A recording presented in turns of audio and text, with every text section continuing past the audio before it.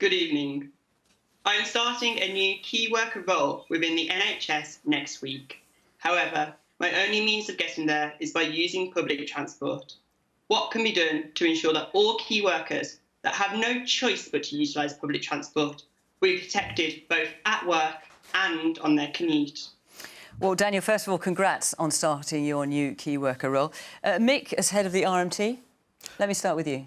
Well, first thing I think we should do for key workers is make sure they can travel free on our network. You know, they're, particularly NHS workers, they're actually providing a hugely important task. And what we want to make sure, us as a union and the rail unions have been sitting down working with the rail industry, make sure it's safe to travel on the network. And do you think it is safe at the moment? Well, some of the pictures I've seen in the last few days, no. With the overcrowding, with the congestion that's been on platforms and trains, no. We had a plan as an industry that the government threw into disarray when they decided to release the easement of lockdown so that we got more people using the railways than we planned for. And that's putting everybody who should, including predominantly key workers, at risk of travelling because there's overcrowding, particularly at peak time. So we want to make sure we have a regular service. They're increasing the amount of trains next week, so that should make it safer. If you've got more trains running with less people, you have the ability to have social distancing and keep safe. And we want to make sure that people feel safe and can travel, get to and from work. The rail network, bus network, have been operating completely throughout this crisis, and I think we should praise all those workers who've been doing that activity. One of the things I've learned from this particular crisis is the amount of people that actually ensure that we, as a society, can run and operate. That's NHS workers, care workers, transport workers, shop workers, and they all need to have the opportunity to get to work safely. And can I just ask you, Mick, you've been reporters saying that you'll recommend a strike if it's not made safer? No, what we've said, and we've got some real concerns about overcrowding and the fact that you cannot have 2 metre social distancing on crowded trains. It's not safe. And so this talk of a strike, is it correct? No, what we've said is that if the trains are overcrowded, if our members are put at risk, then we're saying to them, like any worker who has the legal right to protect themselves, get to a place of safety and get out of harm's way. Because some of the things that we've seen, some of the message we've seen from the government is actually encouraging people, whether they think it or not, to get onto trains, make platforms and trains and buses crowded and putting those workers at risk. So we're saying, no, if you face like that, step back. But that could mean, in certain circumstances, trains would be stopped. Luke? My wife works in the NHS every day at a hospital that has COVID patients. And she's wondering why, if she's having to do that, why rail workers, for example, who are, you know, the drivers are in their cabin. So why are they more at risk than the health workers? Well, it's not necessarily that they're more at risk, but do you think they should be equally at risk? Well, I don't know what safe means. When people say safe, do they mean absolutely safe in every possible way? Well, is 2 metre social distancing scientifically proven to keep us safe? I think, you know, all this obsession about being safe all the time is not realistic in a busy city like London, is it? I have to say, I mean, you need to get your facts right there because, you know, you're 16 more times likely to get coronavirus and die if you're a London bus worker than you are an NHS worker. And there's been 28 bus workers in London, 42 TfL workers die in London. There's been 10 rail workers and plus one British transport worker died of the coronavirus that we know of, and we know that there's a lot of underreporting in terms of the impact of the coronavirus. So how are people to get to work? Well, what we've planned to do and what we look to do is to make it as safe as possible, and we actually had a plan to do that. We had the situation where we've got 50% of trains operating at this moment in time. Next week, that was going to go up to 70%, and there's going to be a gradual increase. That would mean that you could accommodate more and more people travelling to and from work. And that has been put under a threat by the way the government have released a message about people getting on trains. Well, let's ask the government. So Mick's saying they had a plan, but the government jumped a week early. Well, firstly, congratulations to Daniel on his new job. And picking up on Mick's point, he talked about the capacity being low at the moment. So the first thing we need to do for people like Daniel is to get the services up and running, to expand the capacity back to normal, so we have more trains running, more buses running, so there's more capacity. Then we need to encourage those who don't need to use public transport to walk, to cycle where they can. A very large number of people, 42% of people, their commute is less than 3 miles. If we can increase, particularly in areas like London, the number of people that are walking and cycling, that again takes pressure off capacity to help people like Daniel as key workers. The third thing we need to do is then have walking guidance. or cycling to work? Yes, in terms of in the House of Commons, quite often I would walk to work. And what we've done, coming back to Daniel's point, though, in terms of part of its capacity, part of it is encouraging others, and we put investment, for example, into cycling to encourage more cycling as part of that. But the third thing we need to do is then have guidance for people that are using the tube, support for summer mixed workers in terms of PPE where that's appropriate, in order that we can use that capacity as safely as possible. But there are alternatives. Cycling, we've seen a massive increase in the use of cycling, and that's why we put additional funding in to support that. I'll just feed you some messages we've had in here. Ter is saying, is it inevitable we will face a second wave given the overcrowding we've seen on public transport? Elgar's saying, after seeing a large number of people on the tube, should the government make it compulsory to wear face coverings on all public transport? Abid saying the scenes on public transport this week have been horrific, with people in tubes and buses crammed with no social distancing. In other European cities, I mean, in Berlin, in Milan, in Paris, they've introduced things on the metro, for example, where there are stickers saying where you can and you cannot sit, places where you can stand where you can't. In Berlin, you have to have a certificate if you want to go in during rush hour, for example. Is that something the government is considering? Well, in the guidance, there's lots of sensible things we can encourage people to do. So use contactless payment, for example. No, but there's nothing like that in terms of social distancing. One can't legislate for every single fact of life in every single circumstance. But there's lots of common things that can be done. Face coverings, the advice on SAGE is for things such as public transport for very short periods of time. It is something that they're now recommending. But there's lots of measures in the guidance, such as contactless, that can be used. But the best thing to do is to increase the capacity. That's why we need to see, for example, in London, TfL getting more tubes running than they have at the moment. We're in negotiations with them to do so. That's also why we put 3.5 billion additional into the rail in order to, again, get that capacity going. But can I just say, that was the sort of plan that we had about increasing capacity, but also putting a key messaging out. But the government jumped the gun. I mean, to turn around and say, we can get them onto bikes, sounds like it's from the Marie Antoinette School of Crisis Management. Let them use bikes. That ain't going to solve our problems. You said yourself, Mick, that services were at 50%. The first thing for people like Daniel, who is trying to get to work, again, it's not just about London, it's about, for example, light rail.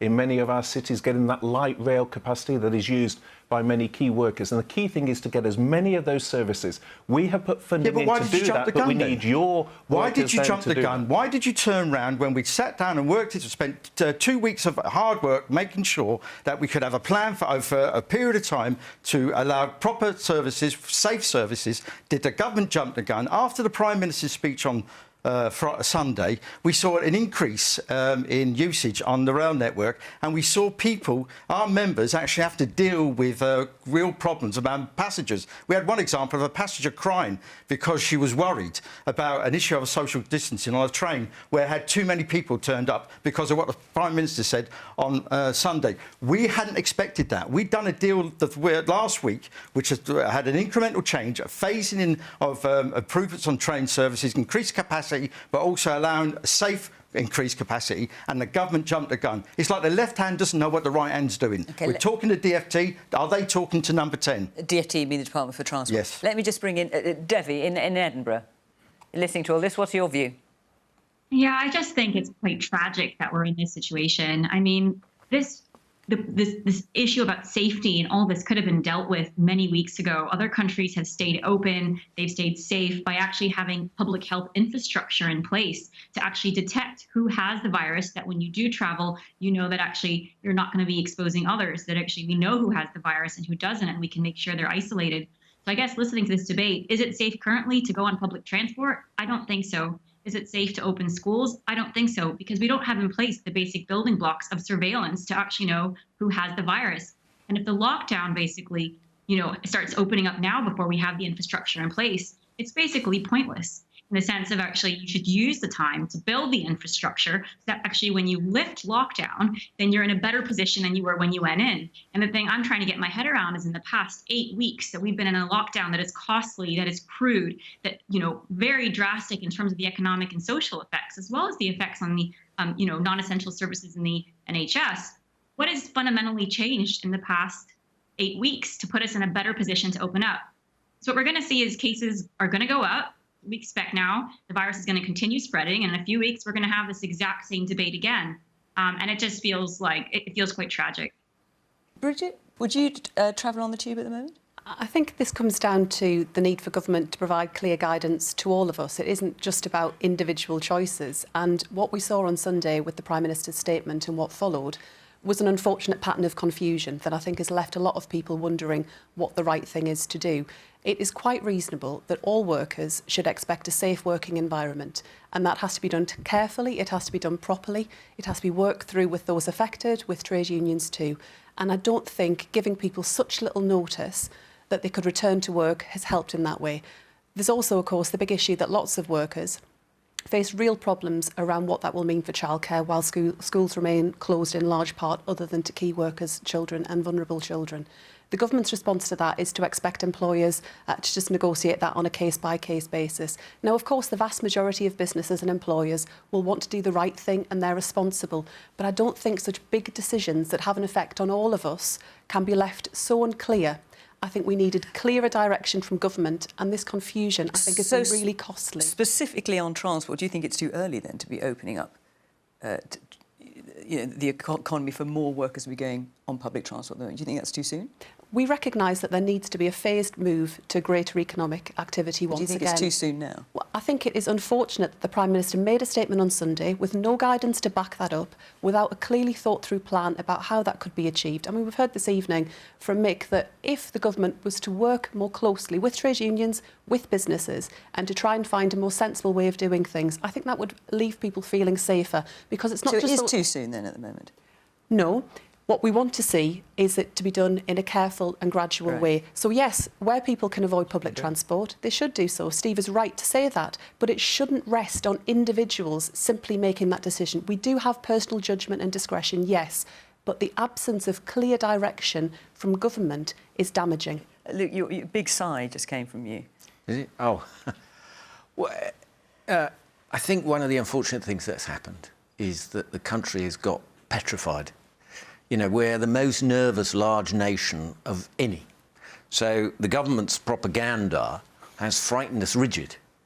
And I mean, it does look like we have the second highest deaths at the moment, so people maybe have yes, good reason to be scared. Yes, but if you are... How many people who have no other morbidities under the age of 60 have died from this illness?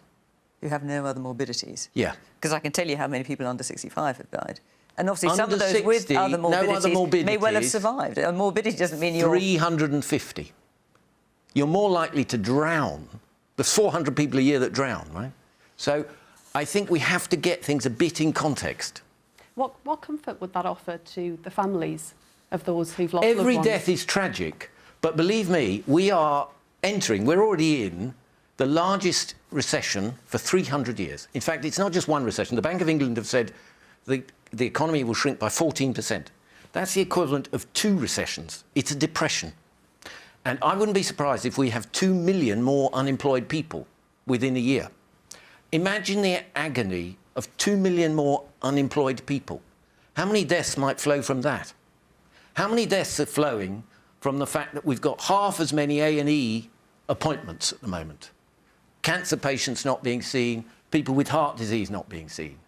And the collateral damage of this campaign of fear and lockdown has to be taken into account. Very soon, I believe, lockdown will be causing more deaths than the virus. And just to be clear, so in terms of deaths amongst those under 65 in total related to coronavirus, it's over 4,000. Yeah. Obviously, some of those under with 60, I said, under sure, 60. OK, but some of those with comorbidities, it's not necessarily that they were going to die anyway, they just have other conditions that they live with. Daniel, I'm going to come back to you in a minute. Devi, you were shaking your head there. Yeah, again, I just want to come back to the point that we keep putting the economy versus public health, and I think that's a mistake. These are both on the same side. Containment is good for public health. It is good for the economy, and that's what we're seeing from the countries that moved early, that locked down fast, that actually took the drastic measures, contain the virus, and then are able to open up now. And I think having these kind of debates in February and March is what has created such confusion. So what is the government's strategy? Is it to let the virus run through, try to stay within NHS capacity, and basically think that's going to save the economy? And we're learning that's not the right way. The right way is actually to get on top of this virus aggressively.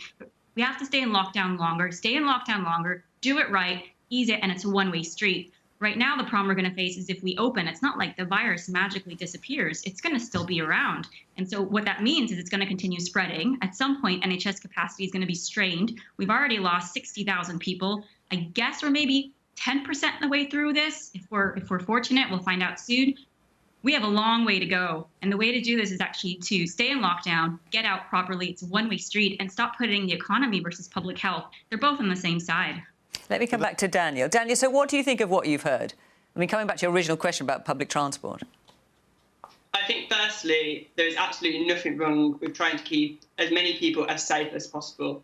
But secondly, I think we keep hearing a similar rhetoric from people like Stephen and others in government. But the fact is that some of our public transport are still crowded. That means that we need more action, and the government needs to work collaboratively with trade unions and other parties to try and solve this. Steve, you want to come back in there? Yeah, well, I mean, the whole point of the government strategy has been to get the R down, and thanks to the efforts of the British public, we have done so. That, through the scientific advice, has now enabled us to have a gradual phasing, which is what we've set out, where we have a gradual phasing where we switch back on the economy, with retail in June, with areas like hospitality in July. But it is conditional. It's conditional on us keeping that infection rate down. And where I do agree is it's not a choice between health and the economy, because a second peak of infection would be hugely damaging from an economic point of view. The Governor of the Bank of England was saying a very similar point last night in terms of the effect that would have on public confidence. So we do need to get the infection down. That is why we've taken the unprecedented measures, but we now need to have a phased approach to the economy, conditional on keeping we may well come back to the economy shortly.